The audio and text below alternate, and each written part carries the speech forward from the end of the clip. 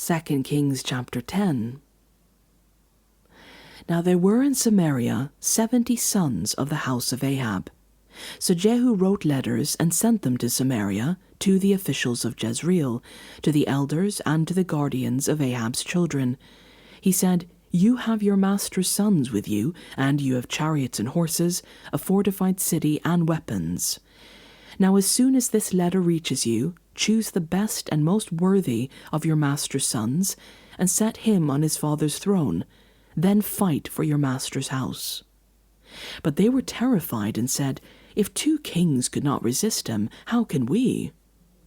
So the palace administrator, the city governor, the elders, and the guardians sent this message to Jehu: "We are your servants, and we will do anything you say. We will not appoint anyone as king. You do whatever you think best." Then Jehu wrote them a second letter, saying, "If you are on my side and will obey me, take the heads of your master's sons and come to me in Jezreel by this time tomorrow." Now the royal princes, 70 of them, were with the leading men of the city, who were rearing them. When the letter arrived, these men took the princes and slaughtered all 70 of them. They put their heads in baskets and sent them to Jehu in Jezreel.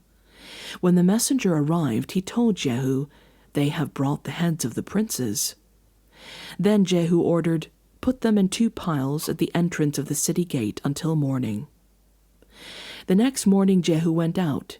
He stood before all the people and said, "You are innocent. It was I who conspired against my master and killed him. But who killed all these? Know then that not a word the Lord has spoken against the house of Ahab will fail. The Lord has done what he announced through his servant Elijah." So Jehu killed everyone in Jezreel who remained of the house of Ahab, as well as all his chief men, his close friends, and his priests, leaving no survivor. Jehu then set out and went toward Samaria. At Beth-eked of the shepherds, he met some relatives of Ahaziah, king of Judah, and asked, "Who are you?" They said, "We are relatives of Ahaziah, and we have come down to greet the families of the king and of the queen mother." "Take them alive," he ordered.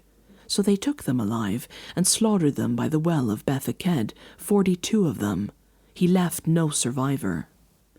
After he left there, he came upon Jehonadab, son of Rechab, who was on his way to meet him. Jehu greeted him and said, "Are you in accord with me as I am with you?" "I am," Jehonadab answered. "If so," said Jehu, "give me your hand." So he did, and Jehu helped him into the chariot. Jehu said, "Come with me and see my zeal for the Lord." Then he had him ride along in his chariot. When Jehu came to Samaria, he killed all who were left there of Ahab's family. He destroyed them according to the word of the Lord spoken to Elijah. Then Jehu brought all the people together and said to them, "Ahab served Baal a little. Jehu will serve him much. Now summon all the prophets of Baal, all his servants and all his priests. See that no one is missing, because I am going to hold a great sacrifice for Baal. Anyone who fails to come will no longer live." But Jehu was acting deceptively in order to destroy the servants of Baal. Jehu said, "Call an assembly in honor of Baal." So they proclaimed it. Then he sent word throughout Israel, and all the servants of Baal came, not one stayed away. They crowded into the temple of Baal until it was full from one end to the other. And Jehu said to the keeper of the wardrobe, "Bring robes for all the servants of Baal." So he brought out robes for them. Then Jehu and Jehonadab, son of Rechab, went into the temple of Baal. Jehu said to the servants of Baal, "Look around and see that no one who serves the Lord is here with you, only servants of Baal."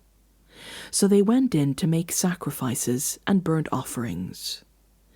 Now Jehu had posted 80 men outside with this warning: "If one of you lets any of the men I am placing in your hands escape, it will be your life for his." As soon as Jehu had finished making the burnt offering, he ordered the guards and officers, "Go in and kill them, let no one escape." So they cut them down with the sword. The guards and the officers threw the bodies out and then entered the inner shrine of the temple of Baal. They brought the sacred stone out of the temple of Baal and burned it. They demolished the sacred stone of Baal and tore down the temple of Baal, and the people used it for a latrine to this day. So Jehu destroyed Baal worship in Israel. However, he did not turn away from the sins of Jeroboam, son of Nebat, which he had caused Israel to commit, the worship of the golden calves at Bethel and Dan. The Lord said to Jehu, "Because you have done well in accomplishing what is right in my eyes, and have done to the house of Ahab all I had in mind to do, your descendants will sit on the throne of Israel to the 4th generation." Yet Jehu was not careful to keep the law of the Lord, the God of Israel, with all his heart. He did not turn away from the sins of Jeroboam, which he had caused Israel to commit. In those days the Lord began to reduce the size of Israel. Hazael overpowered the Israelites throughout their territory, east of the Jordan, in all the land of Gilead, the region of Gad, Reuben, and Manasseh, from Aroer to the Arnon Gorge, through Gilead to Bashan. As for the other events of Jehu's reign, all he did and all his achievements, are they not written in the book of the annals of the kings of Israel? Jehu rested with his ancestors and was buried in Samaria, and Jehoahaz, his son, succeeded him as king. The time that Jehu reigned over Israel in Samaria was 28 years.